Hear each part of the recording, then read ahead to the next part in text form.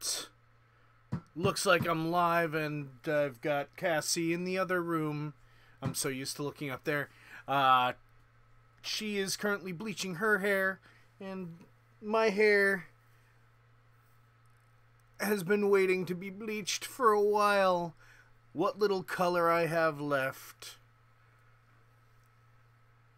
is back from May, when I got my hair done.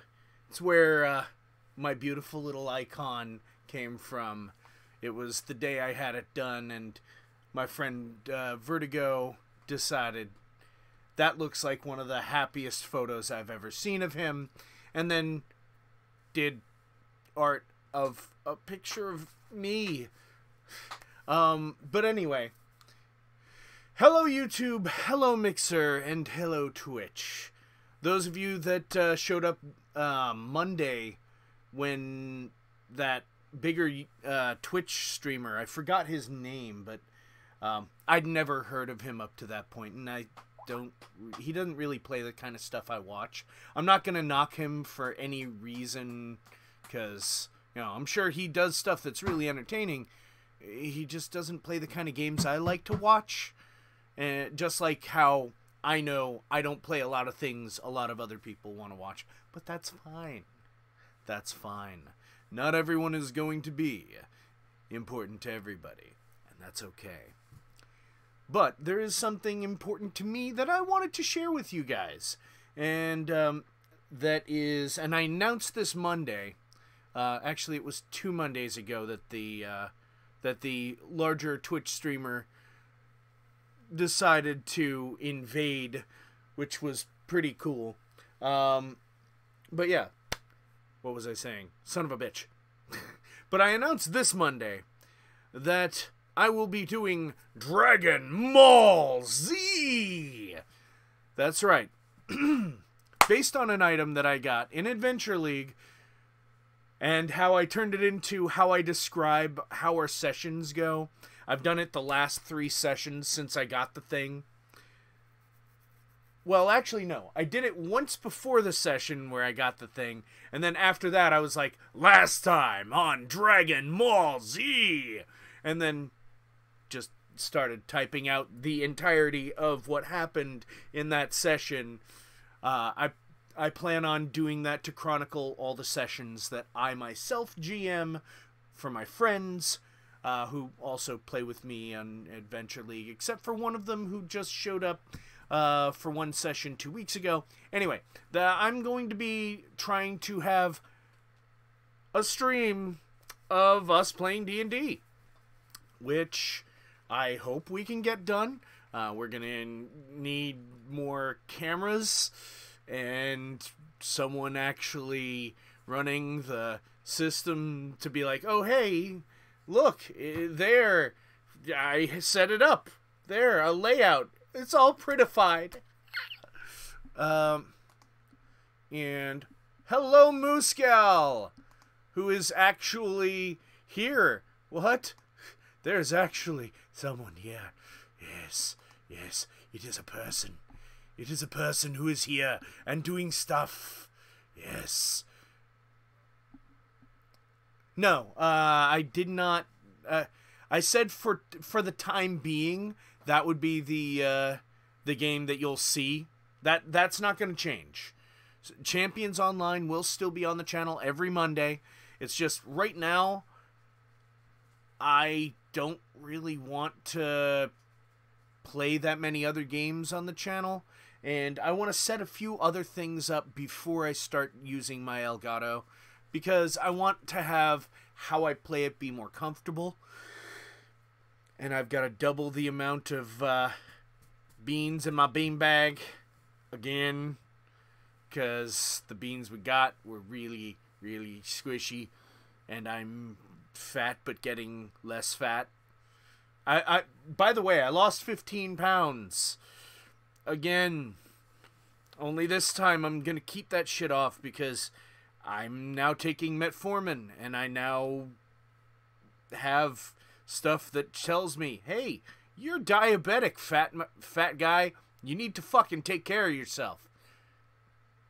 And Cassie doesn't want me to die, so I won't. And hello, Incomparable Scorpio and Philman. 2 out of the 3 people that I've greeted so far are people that I've had on stream verbally. Although Muscal, at some point, if you would like to fire up Champions Online and join us in Discord on a Champions Online stream, you are more than welcome. Anyway, so I intend on doing a Dungeons and Dragons stream that I will call Dragon Mall Z. I may end up doing it as a as one that's live, or I might decide to have some special stuff be well, I would like you to be playing Muscal. That is why I'm going road to level 40 for Moose. Jesus.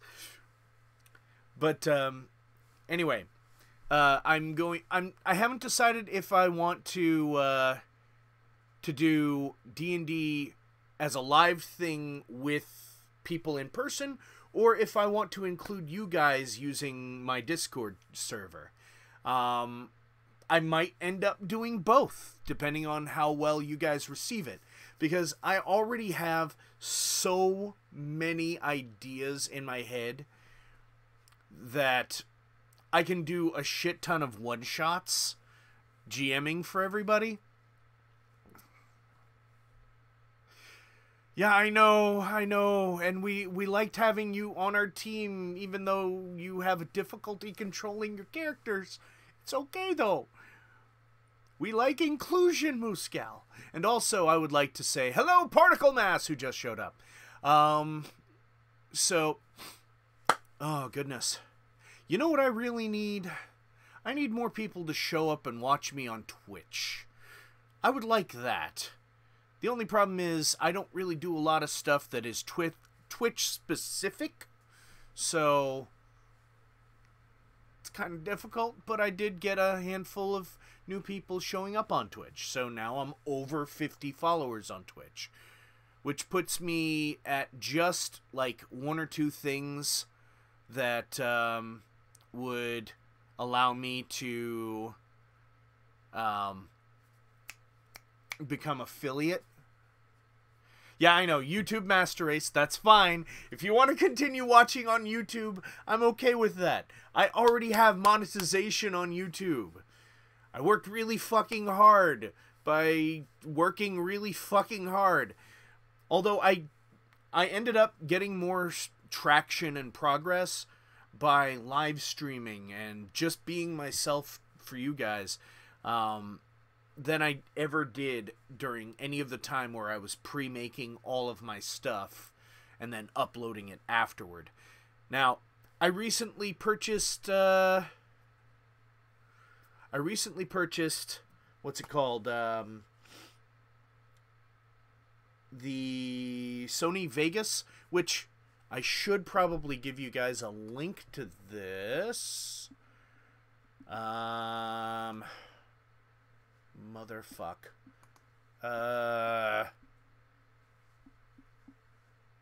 Work stuff? No. Entertainment? No. Games? Humble Bundle. Just go to fucking humblebundle.com. Humblebundle.com. There we go. We will go to humblebundle.com. And I know I keep on looking up instead of... I'm so used to it being up there. And now it's down here. So that you can look directly at me. And I'm speaking with a German accent. And I don't know why. But you see, this is one of the things that you will experience when I am actually GMing. Because I will give all of my different characters different accents and different voices. So that you have more of an organ dick experience. Yeah, organ dick. There we go. Sony Vegas Pro. There we go. There's only 5 days left. And I'm just going to give you guys a nice link. copy. Oh, wait, where is it? Where's the link? Where's the link? Share. Where do I share from? I'm just gonna share this on Twitter. Oh, son of a bitch. That's not what I wanted. Where? Oh, invite a friend?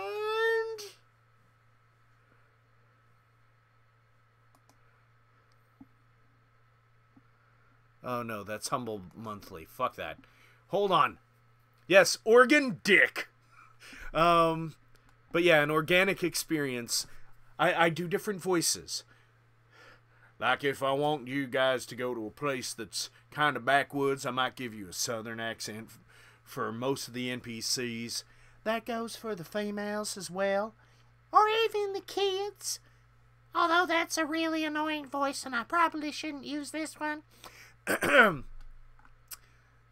But yeah, you know, have all sorts of different voices. Make use of my amazing voice-changing talents. And Eating a Sandwich is on Twitch. Thank you. I need the extra viewership on Twitch. Because if I can keep my viewership at roughly around 3, I'll at least get to affiliate level. I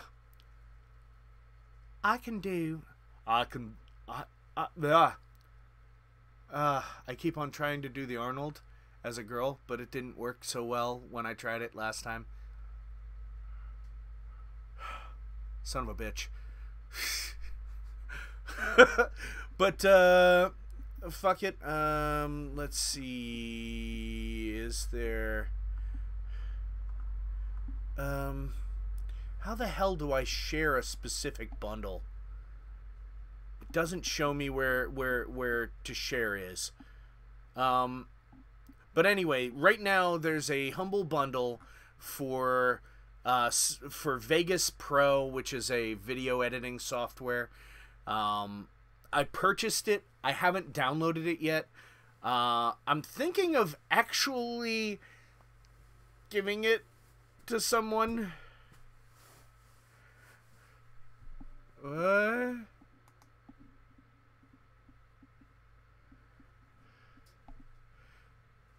Is Eating a Sandwich getting my chat from YouTube? I'm not seeing any chat from YouTube.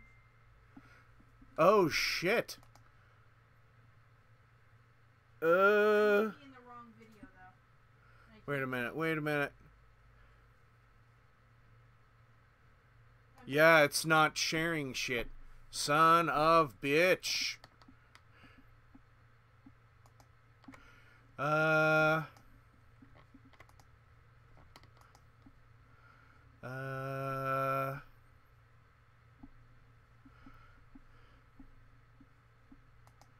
But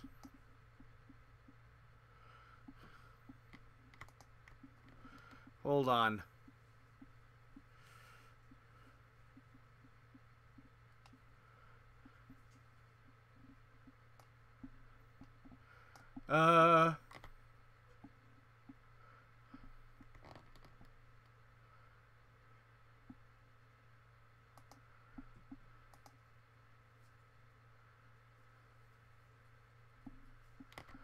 There we go. Okay. I don't know if there is a bot, but hey, let's hope.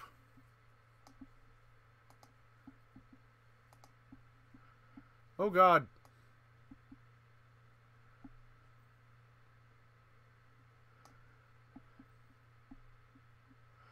Come on, come on.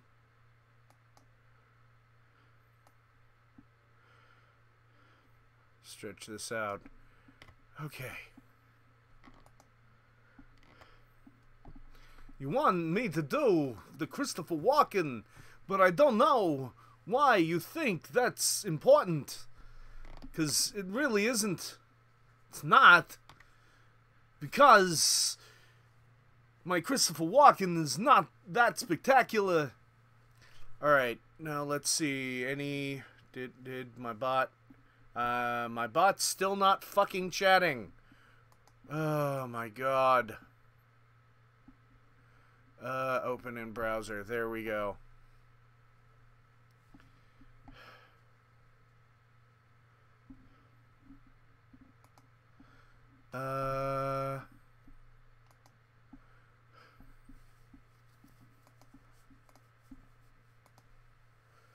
How do I...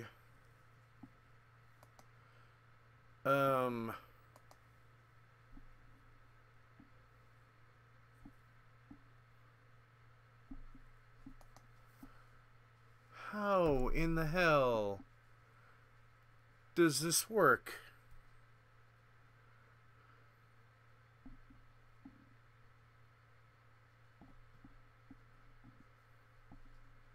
They changed Restream.io, and it's just not fucking giving me all the chat the way it used to.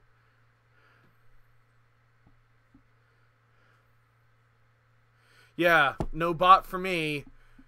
Alright, so I'm just gonna read what Twitch chat says. Or at least I'll try. So that people in Twitch... Yeah, it's not even showing up in YouTube. What did you do? Restream.io. Maybe I should reopen Restream chat. So yeah. I'm gonna be doing Dungeons and Dragons. Hopefully this will fucking work.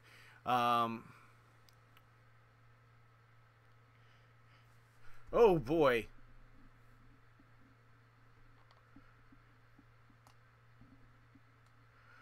Holy crap, it is catching up all at once. Oh, there we go. Now, oh god. Okay.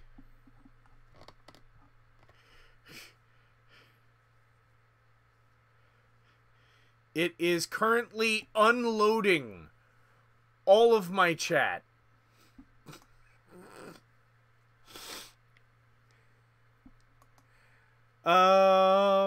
Okay, so... Holy shit. You want me to sound Scottish? I don't do a very good Scotsman accent. But it's because I don't really have that many characters that use it. I mean, there was Gasha Smellybeard for a while.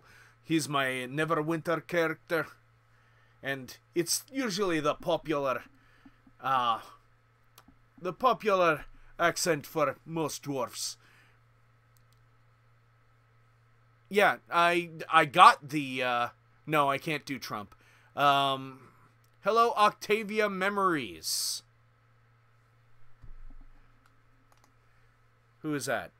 Where's Octavia Memories? I don't know where Octavia Memories is. Where did that come from?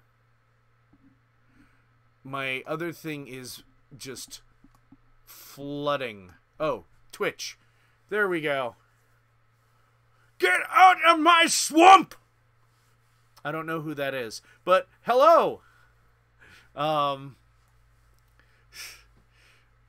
So, as I mentioned, I'm going to be, thank you. I'm going to be starting D&D on my channel, whether it be on Discord, whether it be a live one where I actually am in a place. Hello, Marco Amazo! Or I have someone who is in person, or people that are in person or stream in person. I don't fucking know. I'll decide when it happens, and then yay, stuff will happen. And also, as you can see, I'm picking shit up. I have an amazing, wonderful, beautiful, sexy fiance who I'm going to be marrying August next year, but that's not why I'm talking about her now. She also loves D&D, and she's the reason why I've gotten so deep into D&D. If it's the in-person one, Marco Amazo will definitely be one of them. My friend John. You need me reading the. I can also do Donkey. Although Fiona I might have trouble with. And Farquaad. Yeah. But I can practice. Anyway, so I brought up Cassie because I got 3 books. Well, we got 3 books. I shouldn't say it like that. She got the Sword Coast Adventures Guide, which gives you more about Faerun, which is the default location for Dungeons and Dragons. Guild Master's Guide to Ravnica, which has a handful of races, a handful of, oh gosh, what's it called? Just a handful of all sorts of different shit. Like, you know, a couple of expansion subclasses and stuff. And yes, Tal'Dorei is from Critical Role, not Critical Hit, although you might not watch it as much as Cassie and I do. Cassie and I have pretty much watched the entire first campaign in, what was it, 3 months? Yeah, 115 episodes that are like 3 to 5 hours long. We watched 115 of them.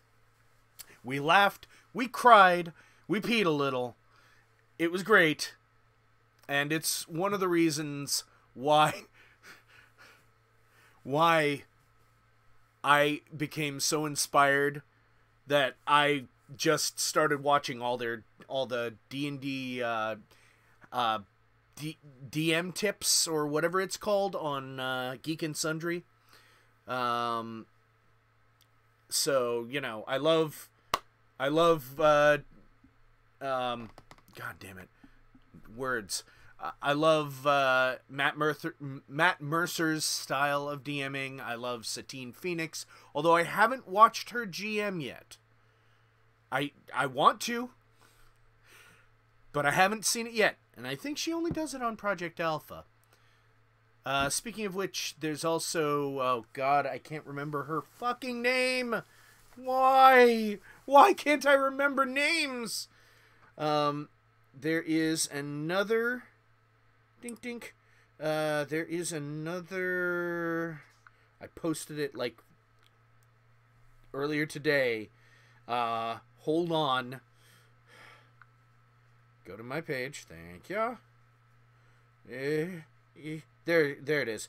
Deborah Ann Wall, who, those of you who recognize that name, or even if you don't, here's what you should remember her from.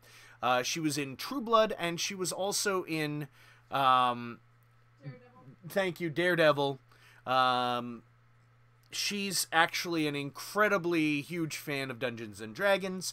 She already did a Guest appearance. thank you, guest appearance. Line!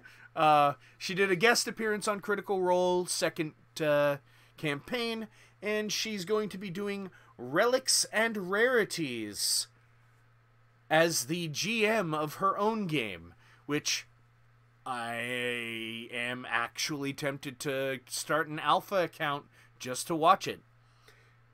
So, yeah. Let's see.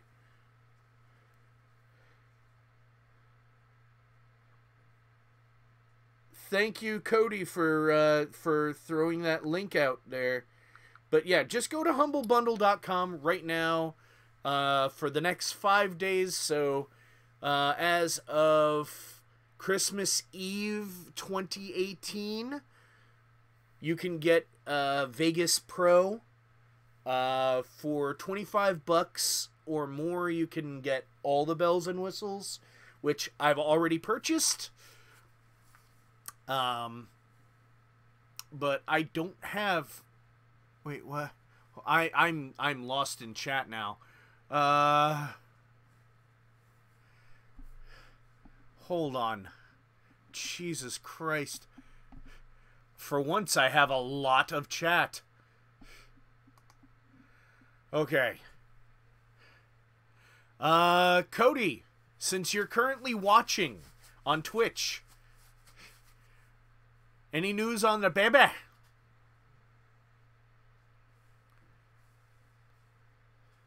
Has Katrina popped yet? Not yet.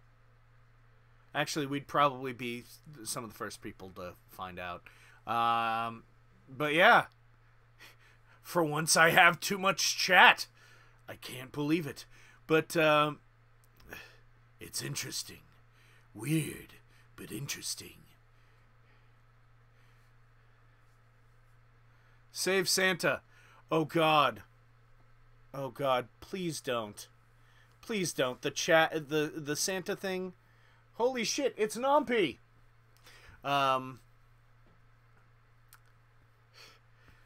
The Santa thing, some ultra-conservative news group decided to try to stoke the flames of people hating millennials by saying, oh, now they're trying to make it so Santa is non-gendered. He doesn't exist. He's a non-entity. The character Santa Claus doesn't exist. Eh? Don't you know? So I don't give a fuck what people fucking say about him. Sure, make him a bearded lady. I don't care. Make him neither or both. Make him like a fucking Ken doll downstairs. He's Santa Claus. I don't want him to have sex with me. Nobody cares. Like, the people that they think care are more insulted that they think they care. Or that these people think they care. Does that make sense? No. Neither does fucking claiming that people are trying to make Santa Claus non-gendered. Stupid. It's absolutely stupid. City of Titans. Maybe. I wouldn't mind seeing that again.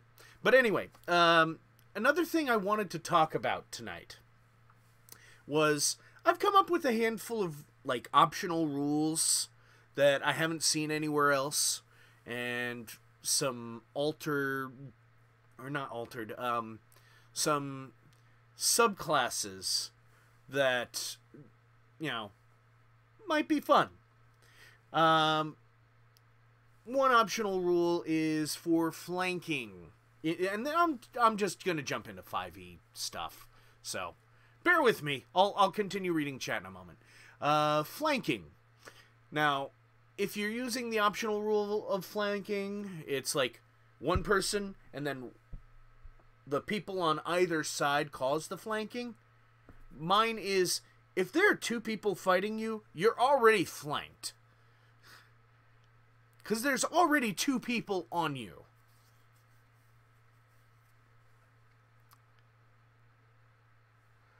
Final Fantasy thing? What do you mean? I can't remember.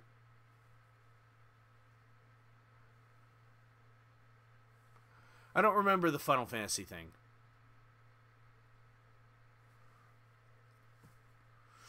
You mean Final Fantasy V?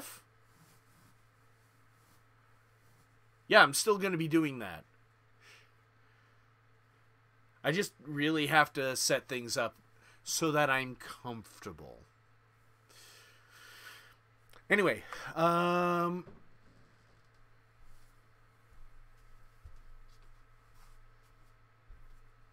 another thing about spells, an optional rule I plan on having for higher levels.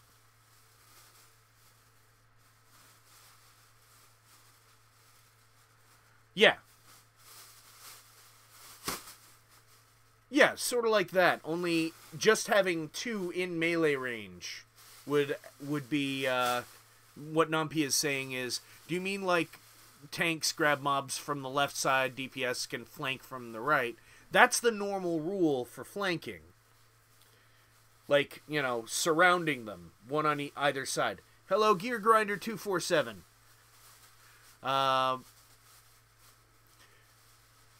But, what I say is, if there's already 2 people in melee with you, no matter where they are, even if they're standing right next to each other, you're being flanked already.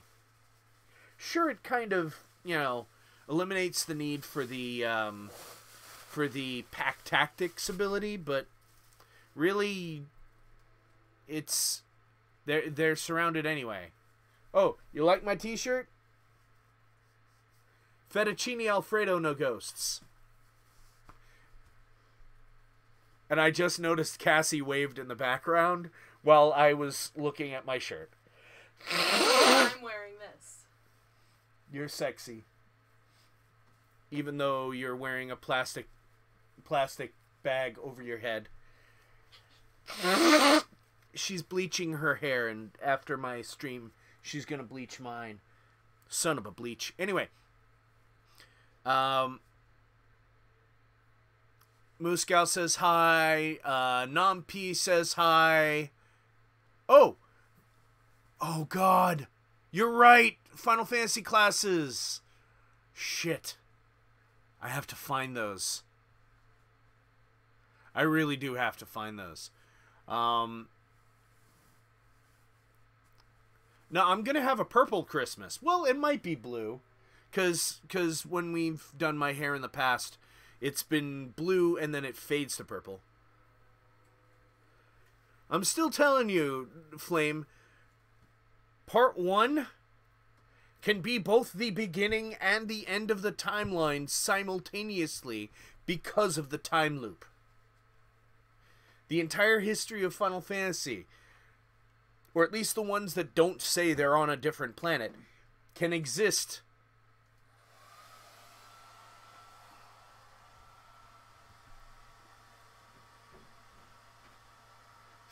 anyway, on the same timeline.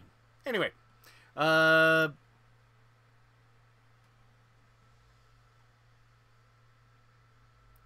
it is. I'm just saying that's my theory right there. Part 1, because of its time loop, is both the beginning and the end of the timeline.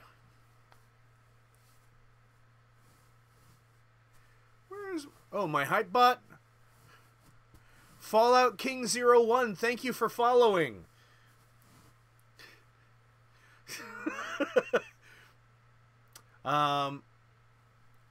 Here's another,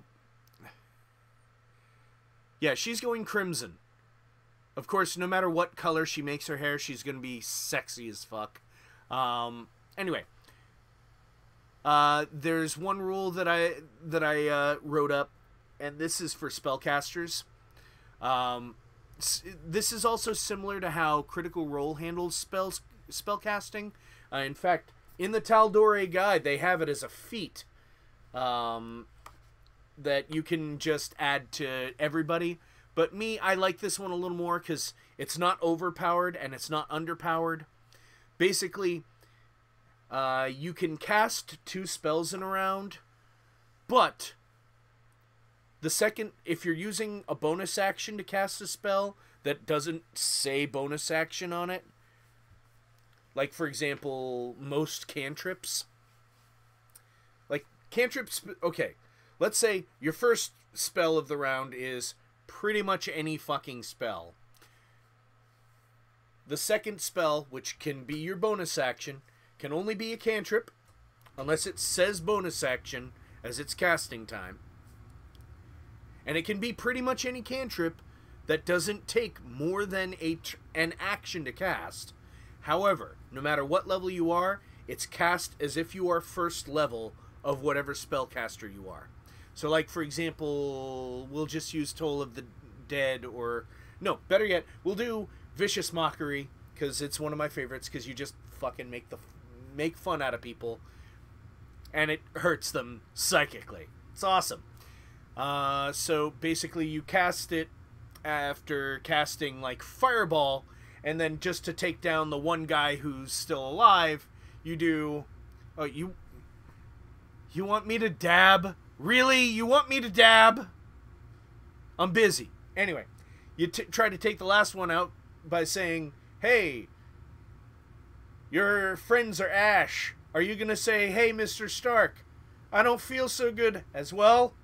Or something like that. Some kind of fucking vicious mockery. It's cast as if it was level 1, so you only roll 1d4 rather than casting it at your normal casting level. Another one this one I actually came up with because some people, you know, love the idea of twin spelling fireballs. Cassie. I have to say that because she's she's done that, and our GM just allows it. Now, twin spell, it's supposed to only work on single target spells, and it makes it so that your spell can affect one other target. You can't shoot it at the same person twice. For example, hold person at level 2. You use twin spell, you can cast it on 2 people. Or you choose to cast it at a higher level to add more targets. But in this case, we're just using twin spell for it.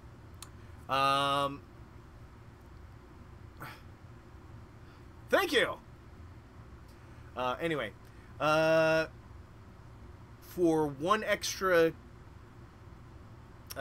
sorcery point, if you're going to cast a conjuring spell, one where you create something or create a creature, you can double the effect, like double the amount of summons. Like, for example, if you're using conjure woodland creatures, you double the amount that you'd normally get.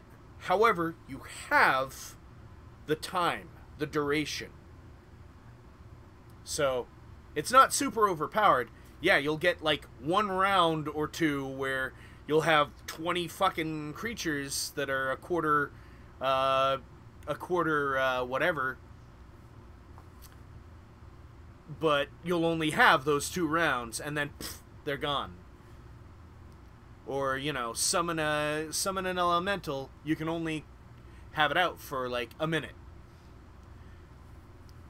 Or not a minute, but like 2 turns. Or have 2 of them for 2 turns. Or if you're going to use it on something that's already an area of effect, like Fireball, you double the amount of sorcery points. So it's incredibly powerful to use it on Fireball, but it costs a lot of points. So you won't be able to use fucking twin spell Fireball every fucking turn.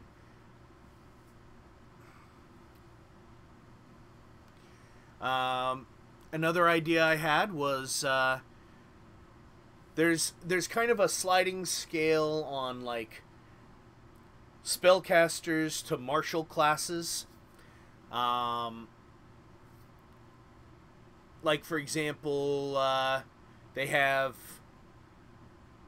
for pure spellcaster, there's wizard, sorcerer, druid, and cleric. And then mid-levels, there's paladin, there's ranger, and I'd actually include warlocks in on this group as well, because they can also do a lot of martial stuff. And give me a minute before I start reading chat again. I've missed a whole lot of shit. Damn.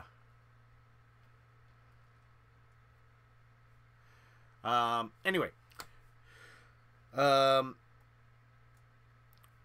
you know, paladin, ranger, warlock in the mid-range caster dealy. And then for the very light caster, there's the Eldritch Knight and Trickster Rogue. Well, the Eldritch Knight and Trickster Rogues only have access to the arcane side of things. What if you use the same kind of schools that they normally have, only have the class the spells come from be cleric. Sure, that would make the Eldritch Knight more like the Paladin, only they wouldn't have the smite, but they would have the added spell, or not spell, but the added feats or stat boosts that fighters get every other level, but they would have cleric spells. So it would be like a light, very light healer that does more damage. Or with Trickster Rogue, be like I'd even change the name of it, like be a holy warrior or noble rogue, because they'd have access to the same spells or the same schools of spells, but would be more of the martial class or more of the spell class. Yeah, you did, and I can't remember where I put that PDF. I may end up implementing that in my world soon enough, but yeah, I'm talking about Dungeons and Dragons 5th edition.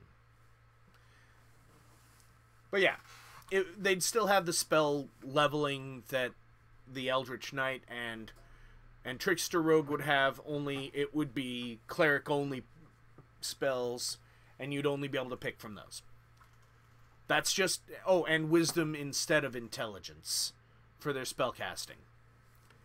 And the last thing, and this is just something I actually intend on using in my own world, even with the one-shots that I'm making. Equipment can be made from monstrosities, aberrations, dragonkind, fiends, and celestials, and will have benefits having to do with those creatures. Like, you know, fiends giving you additional fire damage, or aberrations giving random benefits or banes, or celestial stuff causing extra radiant damage. I definitely missed some spots. Good thing I'm putting red over it. Jesus. Yeah, you missed a lot of spots. All under there. Yeah. Good thing I'm putting red over it. You got red on you. And I'll probably be dyeing my hair black for the wedding. Because it'll pop. I love you. I love you.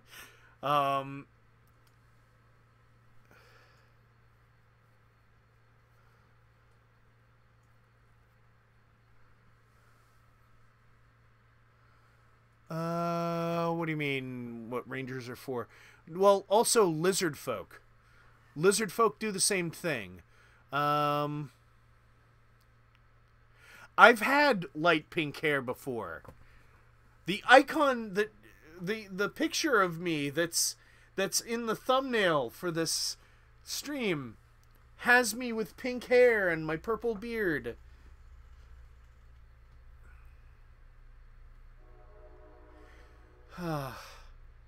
So that's all I wanted to talk about for D&D. At least for oh my god, for my ideas and shit.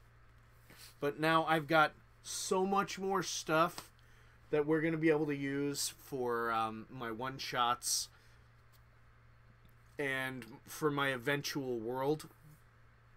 Like, there's a couple of class, subclass options in the Tal'Dorei Guide, subclass options in the Guildmaster's Guide to Ravnica. Jesus Christ. What the hell is happening?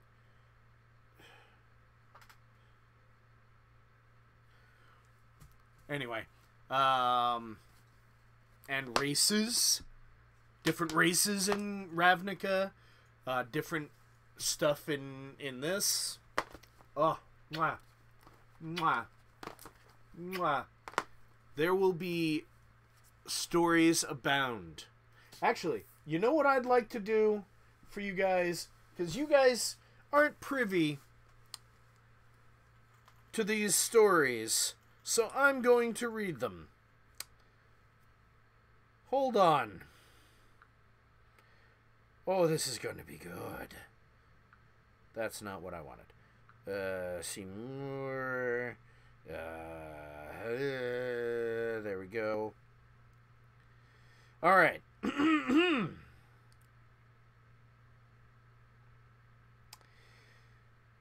Should I start with the old one, the first one I did, or should I do the most recent two? Fuck it, I'll do the most recent two. All right. This one is the most recent from Adventure League, and I reposted it on my own Facebook page, but this is the one I specifically did for Adventure League, our little group there.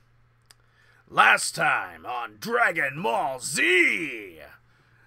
So I watched the cultist fucks guard their cart for a bit while they so we watched the cultist fucks guard their cart for a bit while they cleaned it up. Other than that, the trip to Waterdeep was without issue. When we got there, we continued following their carts around the city. They stopped at some crappy bar to eat. We followed them in and tried to offer our services to guard their carts better. They all gave us the stink eye, Zomath especially. During the time we were in the bar, Vlad, the player who wasn't there, but you were still being used for this, noticed that the carts they were hauling now had road building supplies. I decided to fuck with the cult shits, and tell their mercs the cultists were making fun of them. Then the cultists, their mercs were making fun of the cultists. They all just didn't seem to care. Jesus Christ, phone, shut up. I'm sorry. I don't know what you're doing. I sent you okay. free games. Oh, jeez. Because my games with Prime, I'm allowed to send them as gifts for this month. So you have to claim them before the time is up. I don't know when that time's going to be up. Probably soonish. So after this, just claim the games off of Twitch. And okay. You got games. Alright. Anyway. They all didn't seem to care. It's going to be fun killing them later. Also, some goblin offered us a job for 25 gold each to guard the caravan that just happened to go the same direction the cult cunts were going. Turns out the whole caravan needed more people, and we fit the bill. We are people. E and Smoke, those are two other players, by the way, also realized that the Thieves Guild would be happy to get the cash the cult twats are carrying, and would even more love to see where they're taking all this money. I wasn't there, so I didn't know how it went, really. During most of our time at the bar, Smoke kept his owl keeping an eye outside. Smoke's a trickster rogue. Marcus said, hello, Cassie.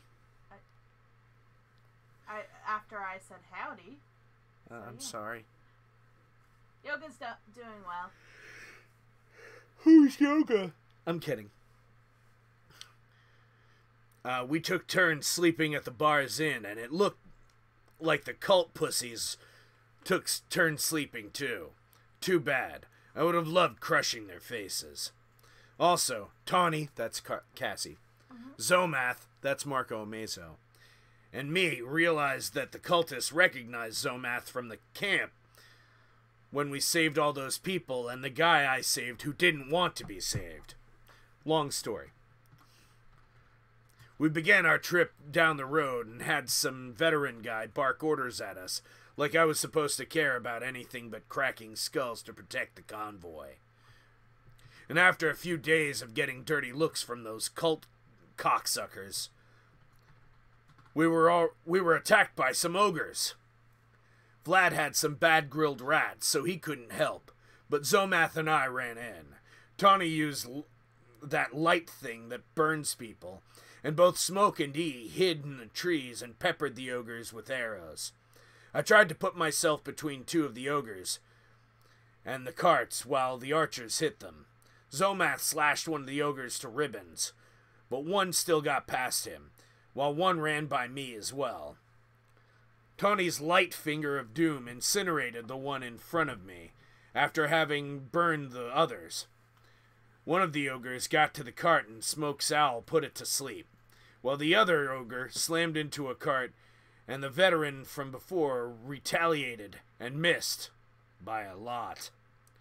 We were finally able to kill them all, and we found out every cart the cult was bringing was completely empty, thanks to E's quick thinking.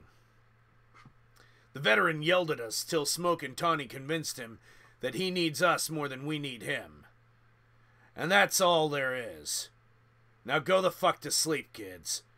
You have to mop half the loser to tonight's match out of the ring in the morning. Our group owns a combination tavern in fighting arena orphanage. So yeah. And Uzax also collects all the weapons, which, you know, I showed you guys that costume on Monday, so you know what I'm talking about. I also did a recap. Where is it? A recap of the mission that I ran them on for the chat group. Hey, Zero. I'm reading my own stuff. Like, I actually posted all this shit. I read it out in character because I wrote it in character from Uzax's point of view, as if he's telling the kids bedtime stories. The worst fucking bedtime stories ever. 'Cause, yeah, I love you, baby. I love you too. You're just breathtaking. Awesome.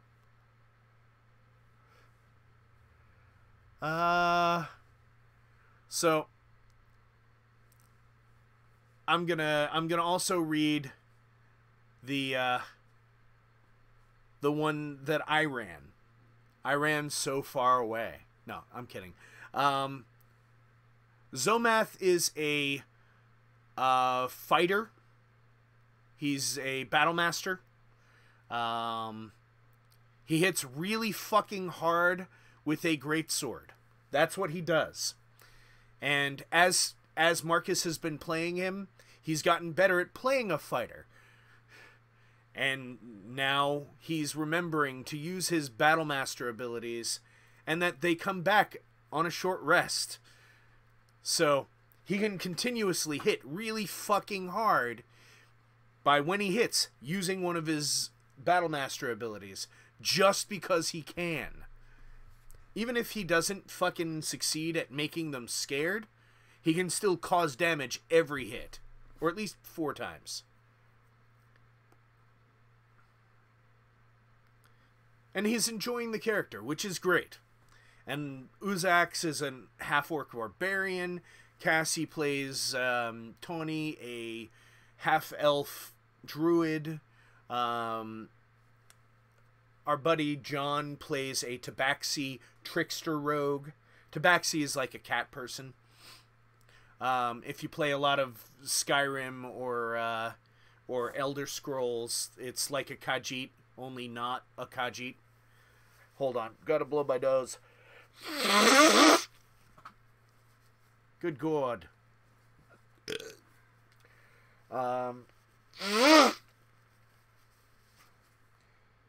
E is an assassin rogue, a human assassin rogue. And Vlad is a human axe and board style fighter, also Battlemaster. Let's see. Now this is the third game I ever GM'd, and also the second session of a 2-part story. Last time on Dragon Ball Z, I have to read it in a different voice because I'm the GM, I'm not Uzax. After our heroes, Doris, the Furball Death Cleric, Shim, the Gnomish Storm Herald Barbarian. Doris was played by our friend Rick. Shim was played by our friend John. And Oz, the Aasimar Celestial Tome Warlock, played by Cassie, defeated bugbears that had destroyed a cabin and kidnapped a child. They spent the night figuring out what to do with the child that they saved. The advance team of Cho, the human open palm monk, that was played by our friend Joseph, and Gromath Bronzebeard, a dwarven Oath of Vengeance paladin, that's played by Marco Mezo, welcomed them to the outpost of a clan of Goliaths. Doris decides to stay behind to take care of the young child, and Cho notices the child is somewhat odd for a young boy who just lost his parents. But like the rest, chalked up how he was acting to being in shock. They spent the night at the outpost. Oz, whom never needs to sleep, because she's a warlock, was able to see the monster they had come to the area to hunt. The beast was immense. I put a stat block in the chat thing. I referenced that there. It's a giant fucking thing. Anyway. But she was able to see where the creature roosted after spending part of the evening hunting. She sketched a picture of it and showed the rest of the heroes in the morning. Before dawn, they awoke and left, knowing where to go on a mountain nearby. The climb, thankfully, went without incident, though Cho had to help Gromath for one moment. They got to the cave, and even if they didn't all have the ability to see in the dark, they could see the shape of the creature 300 feet deeper in the cave. They were going to try banishing the beast in hopes that it would be trapped out of this plane forever. But while trying to sneak up, Shim tripped and one of his axes clattered to the floor, waking the beast. That raised its head and bellowed out a room-shaking roar. The battle begins. I trunicate the description here because it was how long? Like an hour? Something like that. Yeah, because it had a lot of HP and it attacked a lot. Though, in all honesty, the whole battle took about, what, a minute and 45 seconds? Like, in-game time. The heroes and beast trade blows. Gromath showed a couple of times that were he more able to connect his blows, there wouldn't have been need for the banishment that followed. Because he hit fucking hard. During the time of the banishment, which happened in the middle of combat, the heroes healed their wounds. The beast reappeared, and the fight renewed. Shim hacked at it with his axes. Oz brilliantly used a cloud of daggers and unleashed an eldritch blast that resembled golden tendrils that exploded in feathers of light.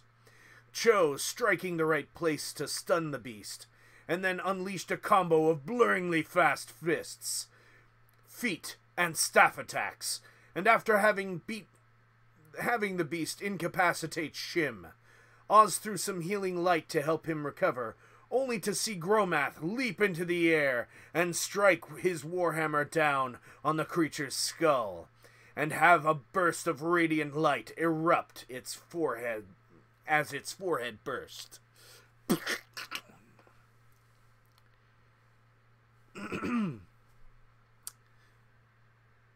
With the battle won, the heroes took a short breather, and Shim took one of its giant tusks as a trophy, one that was twice his height. As they made their way out of the cave, they heard explosions, as they turned and saw what looked like meteors crashing down on the outpost they had left Doris and the boy, as well as the Goliaths that lived there. They rushed down and found Doris on the ground, breathing and stable, but unconscious. Cho administered his medical skills to wake him up. Doris pointed out that it was the kid the whole time. They were planning to take him to the nearest town, and the child unleashed a swarm of meteors upon the outpost, killing everyone but Doris and a hunting party that was on their way back, with a Goliath that will become his own kind of champion later.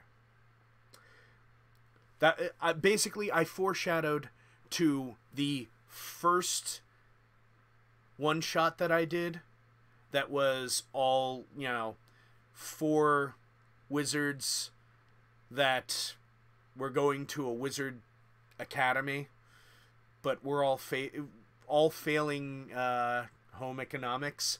So that one was silly, but this one was far more serious. I know, why so serious? Anyway, they tried to see where the child ran off, but his tracks ended in a little poof in the snow where he teleported away. And then I did something that almost never happens in Dungeons & Dragons. Some GMs do this, most don't. Most, if something happens in the world, players aren't privy to it. But this was like a self-contained story, sort of. And it's also building a world for later. A cutscene opens with a robed man approaching a cabin just outside of the forest south of where the session began. He knocks on the door and is greeted by a middle-aged man and asked if he could rest his... "Can I rest my old bones at the fire?" The man allows him in, and while he is at the fire, a familiar child walks up and strikes up conversation. "Hello. How are you?" The man smiles under his hood. "Here, lad, I have a gift for you," and hands the child a small bottle. The boy takes it, and you see as the old man falls over in the background, and the child's face goes from utter horror to an even more horrific grin. The parents get up and run over, saying, "What happened?" The child raises his hand and hurls a firebolt at the father, and then another at the mother as she turns to run away. Shouting of bugbears is heard approaching, to which the child says, "Right on time." You watch as the child greets them with the bottle in hand, snaps, and thumbs at the cabin. As he watches them collect the bodies and begin to destroy the house, he crushes the bottle, cutting his hand. He leaves it bleeding as they begin to travel to the bugbear camp. In the first session, they find footprints leading away from the cabin, and small footprints with some blood going as well. So I explained that in that little scene there. It flashes forward, and you see the child and the chief bugbear in the main tent. They hear another bugbear shout outside, as 3 people can be seen outside the tent. The boy tells the chief, "Go. I have this." And as the chief leaves the tent, the boy hides in a cage, where they find the child in the first session. And that's where I ended the session. And you appreciated it, right? Marco Amazo, did you appreciate that one? Did you like that real twist of the knife there?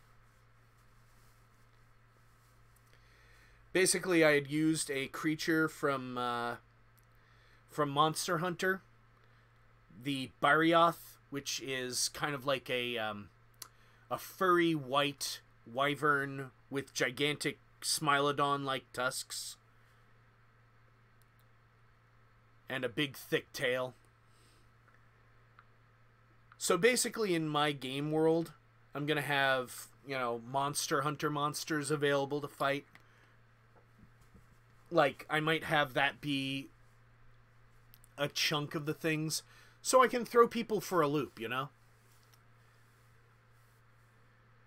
Yeah, it's a fucking huge creature. Like, it's a CR-15.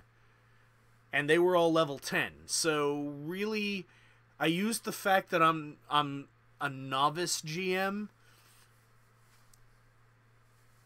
So I didn't remember to do all the legendary actions. And I used that as an advantage. So it was fucking enormous. Yes, we know you love giant cocks. I'm kidding. But yeah, I now know why a lot of people love doing Dungeon Master work in Dungeons and Dragons. It's fun. It's world building, and if you're as, I guess, multiple personality as I am, it works because I can just be everyone. Like in the first game, I was what? Larinthian, I was Horrid, I was just some random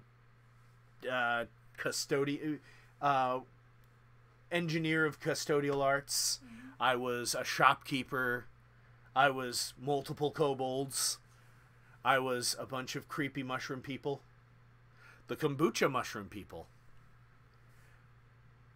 That's just what I'm going to call them. If you guys ever go to that area again in like a...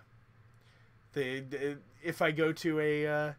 if there's a fucking campaign, which there will be, they're going to be the kombucha mushroom people, just because it's funny. But, yeah, I intend... And I wasn't really going to share this with everyone who would be part of it, but one of the reasons why I'm doing all these one-shots first to build the world is because it's going to be, all the one-shots will be different parts in the same world's timeline, and then for the campaign, I'm going to have everyone take all the characters that they played in the one-shots, because I've specifically told everyone, keep your characters. Keep every character that you play, because you're going to need them again. Because what I'm going to do is I'm going to have a temporal cataclysm. I just haven't figured out exactly how I'm going to do it yet, but it's going to involve all the characters that they've played. There are going to be times where they're going to be switching back and forth between these characters. And also, I don't know if you want to do it, Marcus, or I'll have Joe do it, or I might have Cassie do it. But for my next one... a picture of the back of my head for me? So I can see how bad it is. Oh my god. What?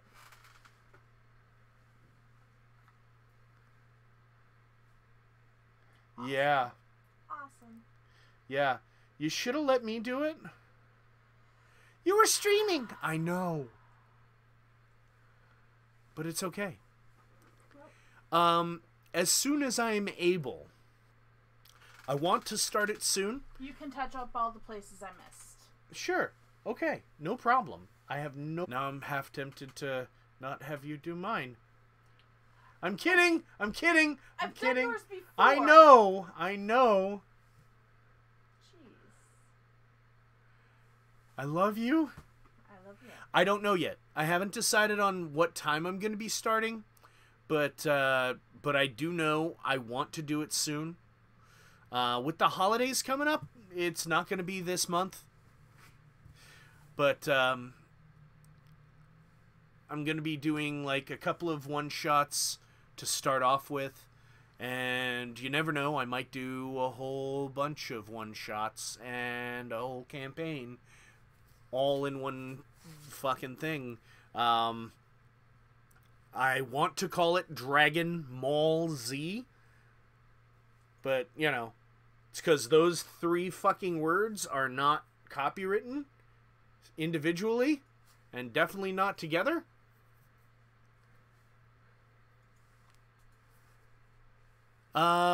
That depends. I might... Here's the thing. I want to work on becoming a better GM. I want to work on my storytelling. Although I did have one GM that I play with tell me that I'm a better storyteller than they are. And for the most part, You can quit if you want! I'm going to be calling it Dragon Mall Z because that combination of words is not copywritten. And it's not trademarked. So I can fucking use it. And I was inspired to use that fucking name because I was given... My barbarian has a maul as his primary weapon. A big-ass fucking hammer. And after we did this one thing where we got a dragon fetus, which I fucking love that shit, I was just like waving it around. Just like shaking it at people. Do we need this? I want it. I want to keep it. And she separated like the skin and the bones and kept the guts. She brought it to an alchemist shop.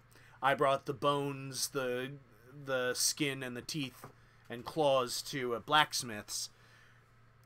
They were able to upgrade a suit of armor for Vlad. They were able to upgrade a great sword for Zomath.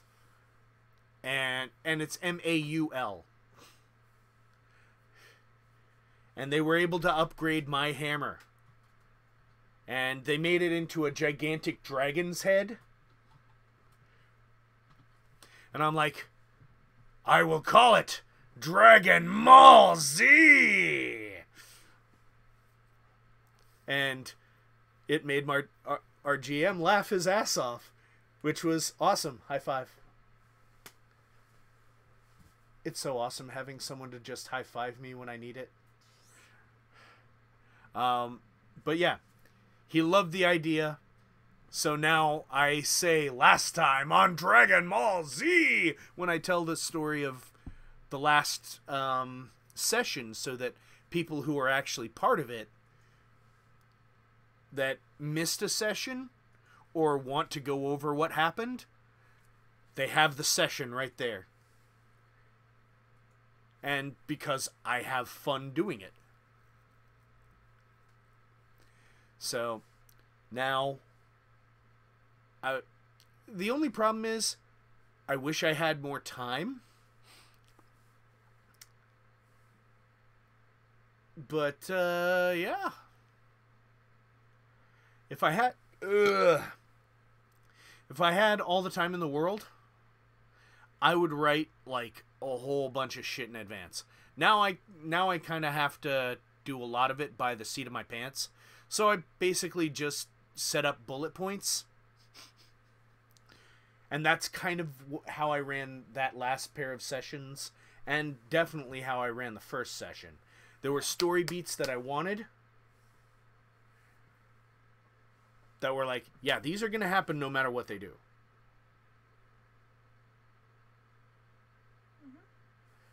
And yeah. And since I'm basically going to be building the world as my players are running through it and using my players' backgrounds, like I'm giving everyone free reign to write their own like one paragraph backstory and include like the name of a town that they came from or where their hometown is located, and I can just name it later. Like, for example, Marcus's first character. You said your character came from the South, I think. Yeah. So, you know, you didn't give me a town name, but that's okay. That is completely okay. And John came up with the Ice Dagger Peaks, which is where the next session actually took place. Which character? Because he now has 3.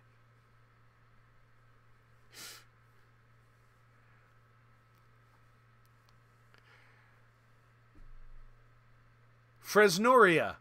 I like it. Head MW. Thank you. Fresnoria. I've got to write that down. Shit. Hold on. I have to write Fresnoria down. I like it. It is a thing that must be. In Dragon Ball Z. Oh boy. What? I love you. I love you too. Hold on. I'm writing this shit down because I really... God damn it, I don't have a fucking pencil in this.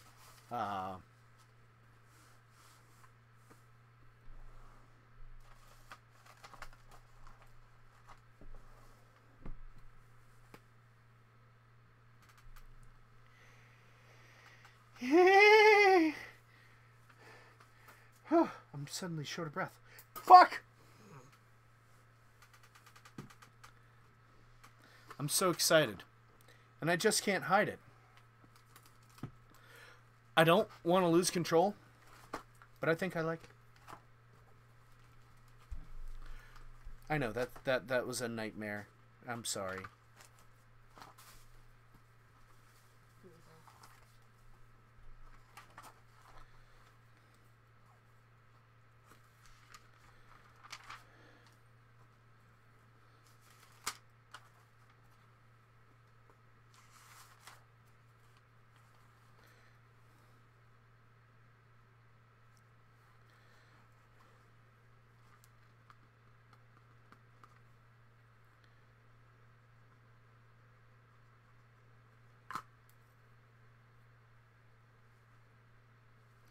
There we go.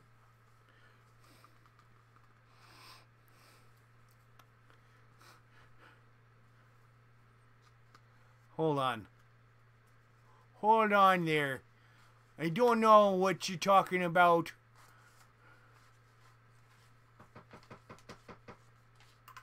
I'm not coding for a game. I'm planning for a campaign in Dungeons and Dragons 5th edition that I intend on doing live on my channel. Head MW. But yeah, I'm definitely taking that Fresnora.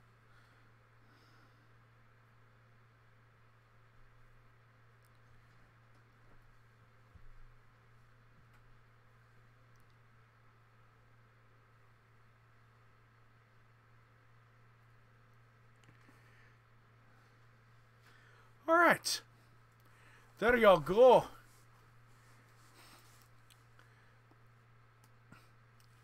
You know, it's funny you mention my own City of Heroes game because Flame actually sent me a copy of the Hero System. The one that Champions Online is based off.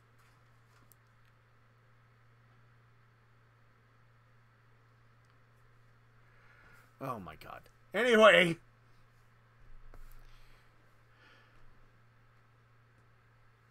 Yeah, 5th edition is a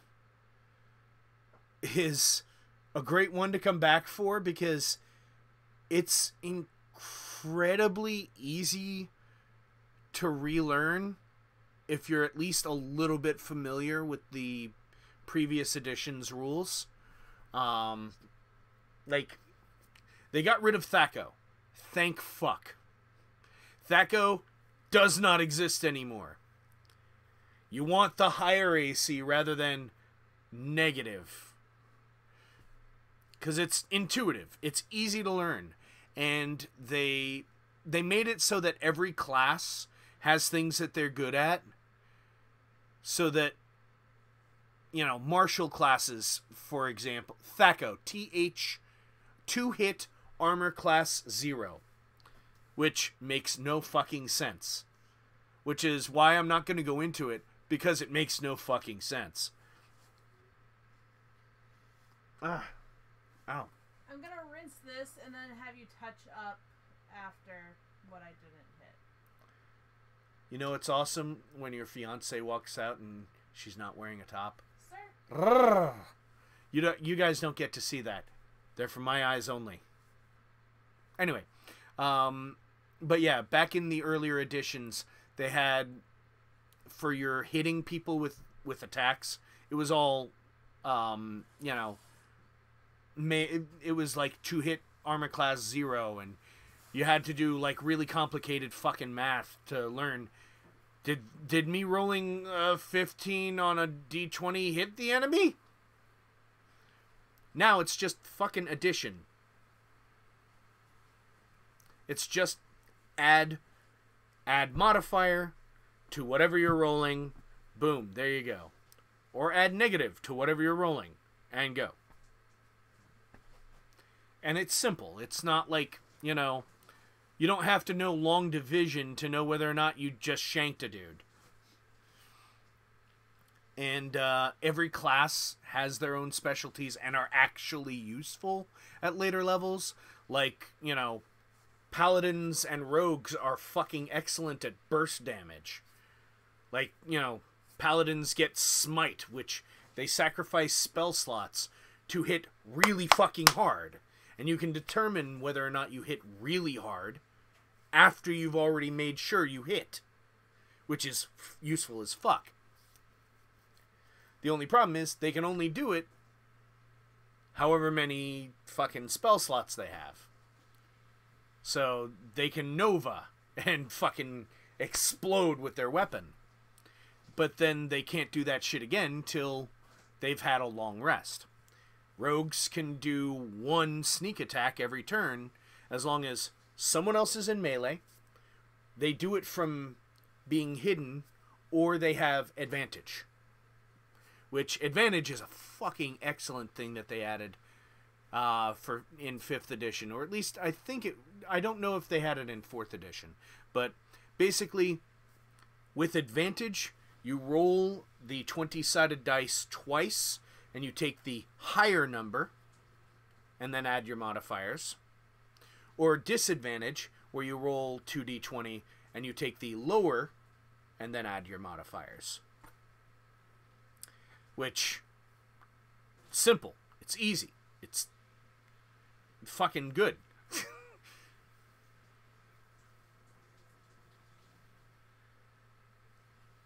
And, all the classes, as I mentioned, are useful no matter what level they are. In earlier editions, high-level wizards would completely leave any martial class like fighters, rogues, rangers, whatever, in the dust. I think the only one that's not really optimized right now is the ranger, and that's because, they just don't have enough abilities to really, do a whole bunch.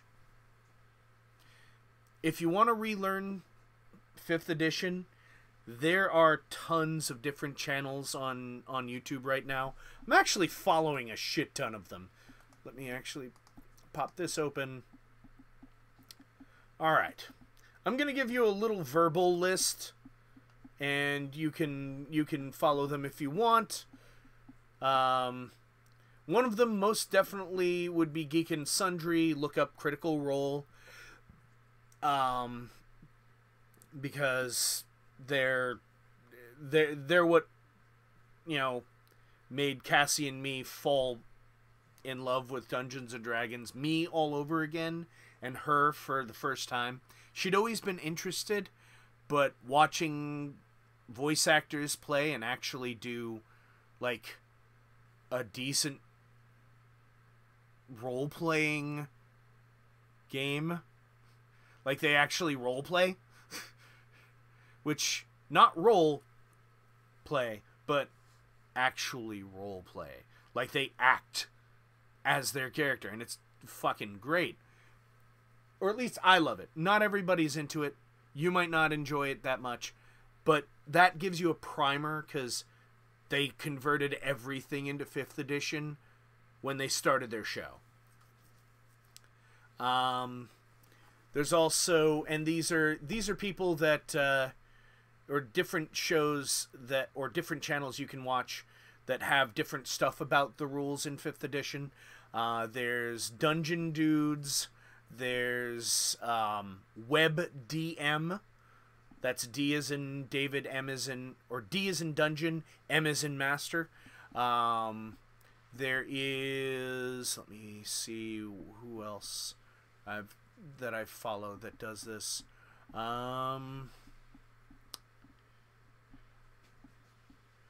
Penny Arcade TV. They have, in fact, they recently had some of the characters that they play added to Neverwinter, the MMO.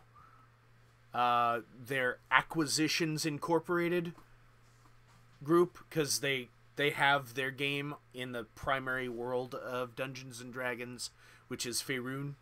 Yes, they took Forgotten Realms and turned that into the default world for most of Dungeons and Dragons. Although you can still do your own worlds, you can still, like, if you want to try to bump things up to, like, 5th edition for Ravenloft or Dark Sun or Dragonlance, you're free to do that. They haven't really done that many for it yet. Another one would be Puffin Forest. What's it called? Where is it? Shit.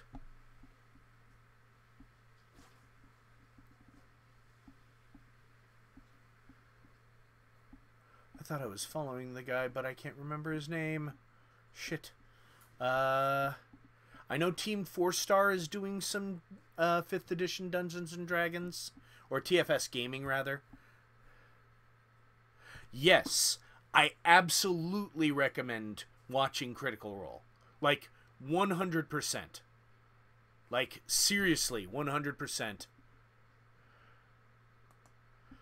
There's this one I just started watching that shit. I have to hit follow on because I just started watching some of their DM tips as well. Monarch's Factory. Let's see, who else? Well, I'm just talking about the people that I like the delivery of, because there are some that suck at delivery. So, yeah, not everyone's great, but Critical Role you can find on Geek and Sundry. That's where the actual episodes are. The Critical Role channel has all the side stuff that the cast of Critical Role does. And if you want to learn how to GM, I cannot recommend Dungeon Dude's Web DM or Geek and Sundry's How to Be a DM series. Is it How to Be a DM? Let me just get to fucking Geek and Sundry again, because pop this up. Playlists. Created playlists. Where is it? Shit.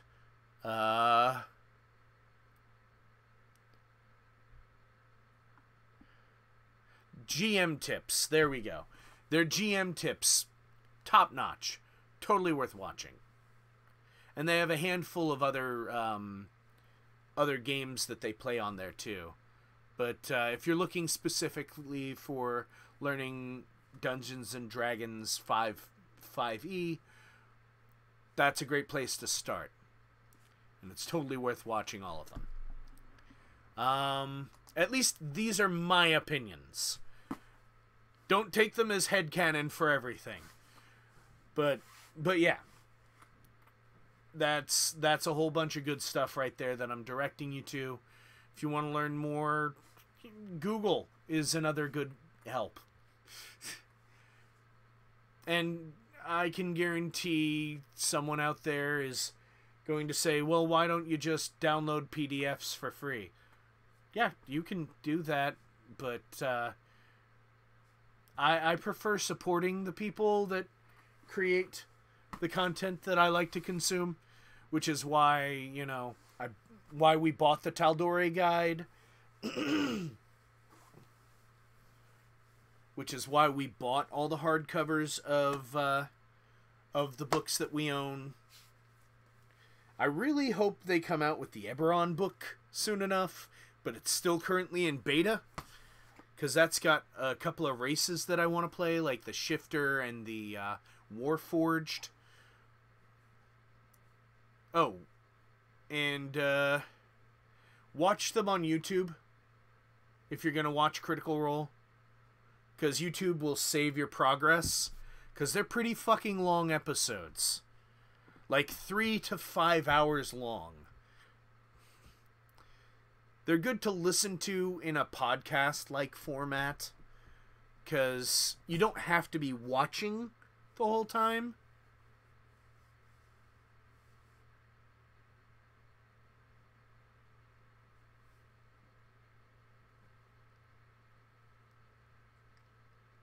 I've never heard of Ecosia, but hey, cheers.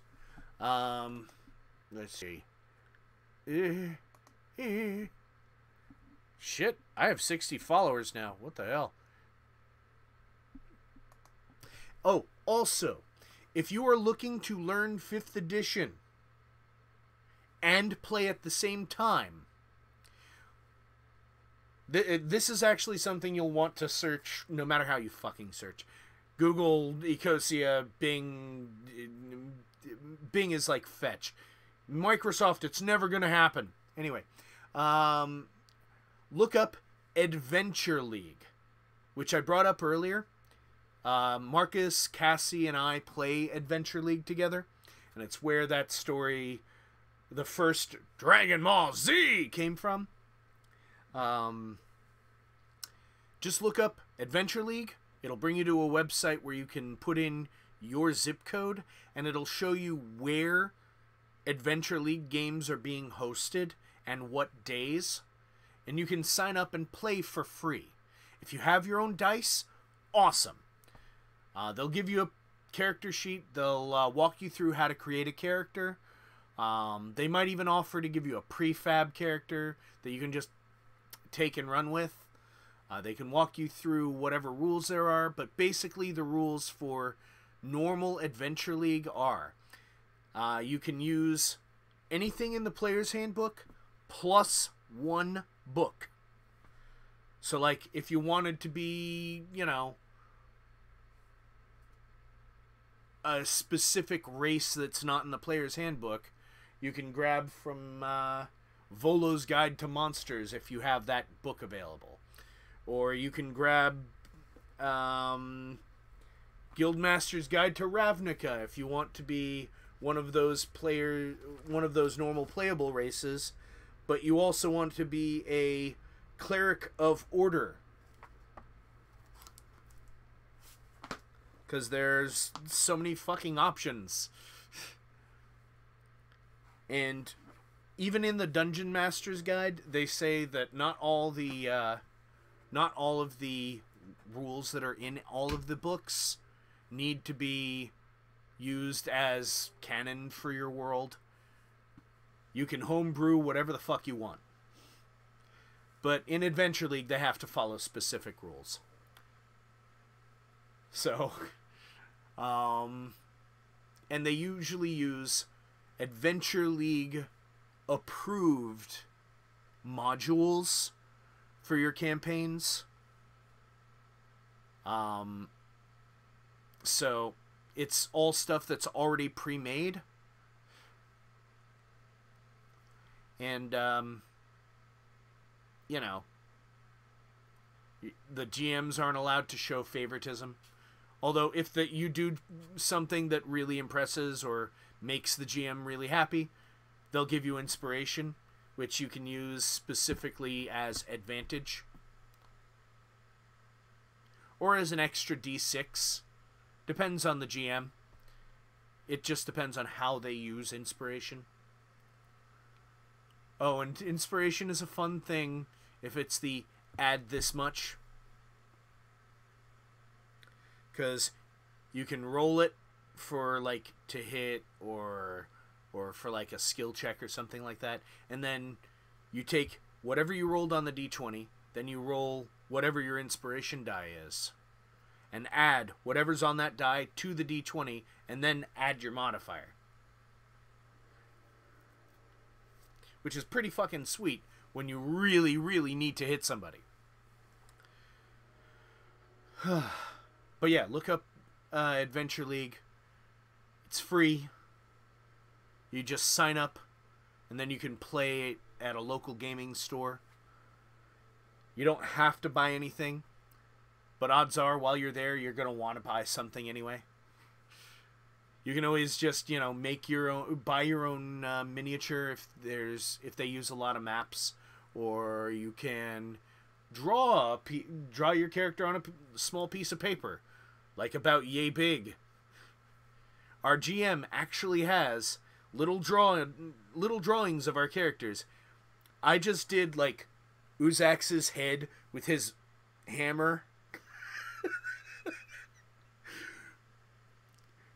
And just, you know, his dreadlocks kind of sticking out underneath the maul on his back, on the back side of it.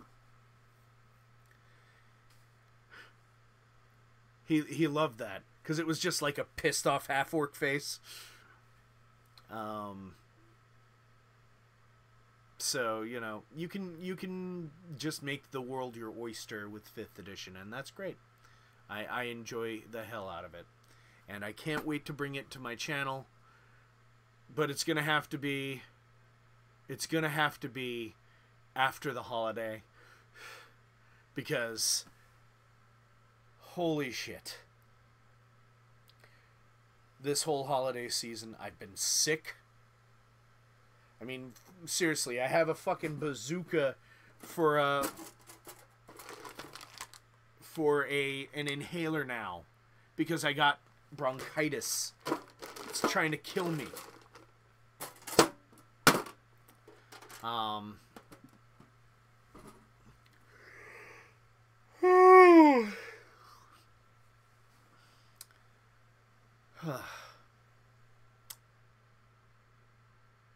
So yeah, I've shared the ideas for homebrew rules with you guys.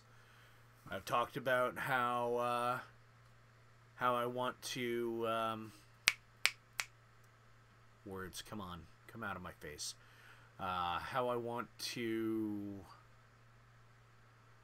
turn Dragon Ball Z into a D&D show on my channel. Is it albuterol? Because I'm on albuterol, and now my throat hurts, like I've been sucking too much dick.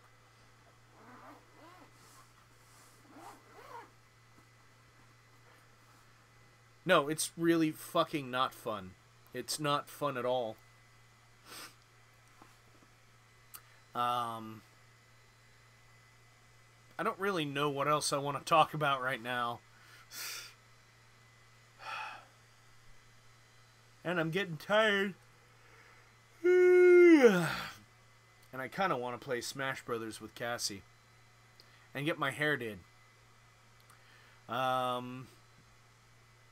So do you guys have any questions? Do you want to know anything about the world that I'm creating? Oh,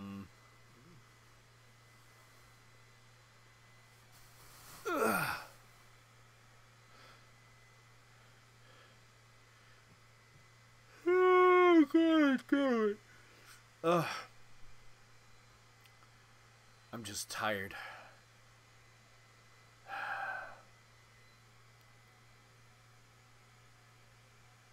Really? No, I'm good. Really?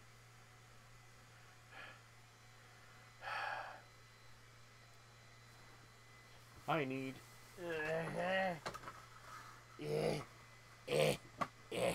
I'm getting a nice diet soda. Tabaxi. Tabaxi are cats. They're cat people. And by the way, I might do 2 campaigns. One that's purely on Discord for the people that I talk to the most on Discord. And one that's in person, because I already have a venue.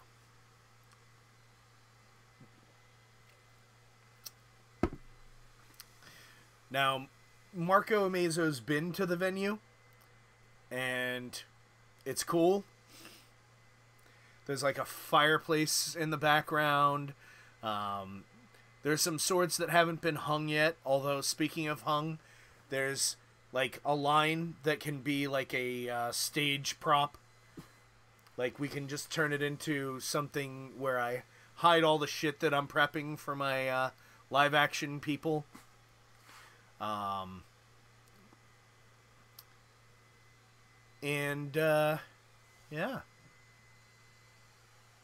And then I have one that's over Discord, where I can be playing with people that are in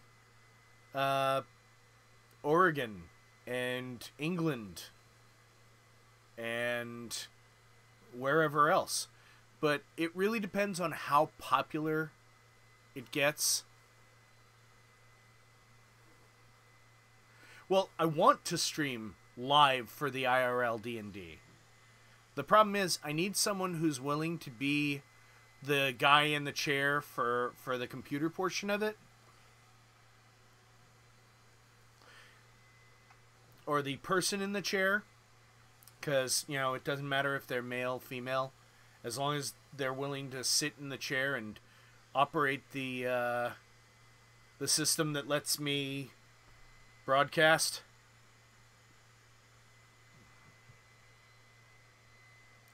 But the thing is, we need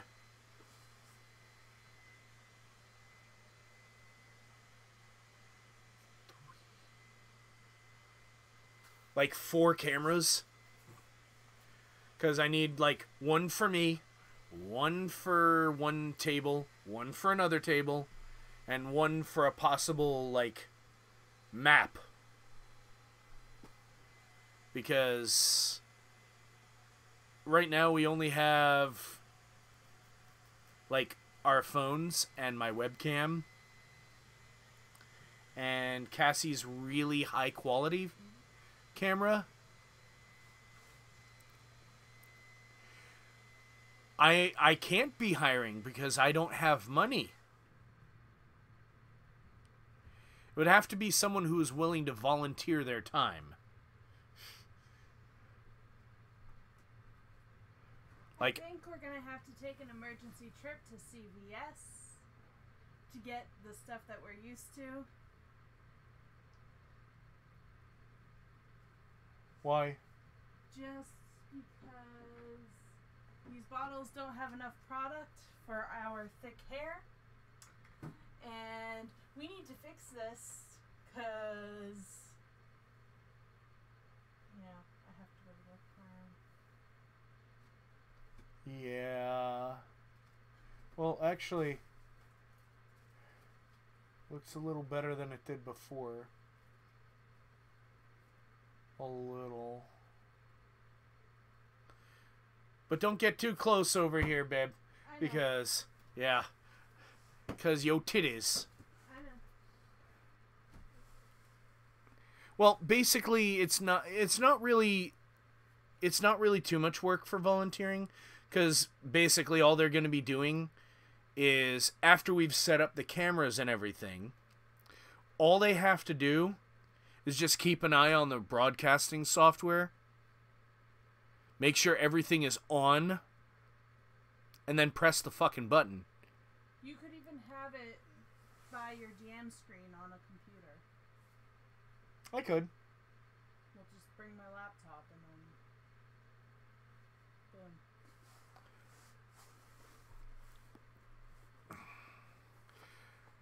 if I were popular enough, I might do that. But I am not.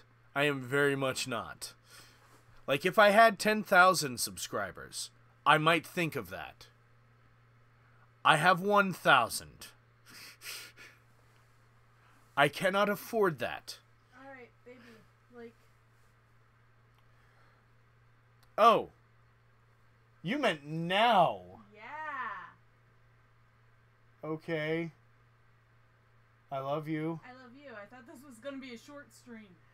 I thought it was going to be a short stream, too. Actually, you know what? It's going to be. I'm going to have to stop here because we have to run to CVS because I just remembered another reason why we have to go to CVS. Why? Because apparently I keep on getting a text message saying that there's a prescription. Even though I thought I got my only prescription. Okay. Ah, well. Anyway, that is all for tonight. Lords and ladies of the land. Remember, wherever you are, whatever you're doing, or whatever world you happen to play around in, remember that I love you all. Now get the fuck out of my house.